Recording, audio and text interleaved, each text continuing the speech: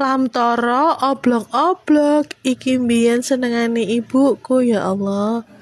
Oke, langsung kita siapkan bumbunya. Mek simpel ngene iki ya, guys. Langsung digoreng.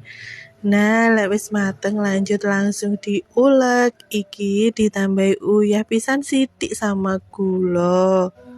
Nek wis halus, bumbune terus ditumis, terus dimasukne lam torone. Terus tak tambahi teri ya guys. Iki mau wis tak rendem ben ojo asin, tapi yo pengga asin masih sithik. Terus ditambahi banyu sak cukupe. Terus tak tambahi kecap sithik ya guys. Mas aku koyo kurang sip ngono lah gak enek kecape. Taram, sudah jadi guys. Lam toro oblok-oblok. Iki mek ngene tapi iki enak loh guys, tenan. Selamat mencoba di rumah.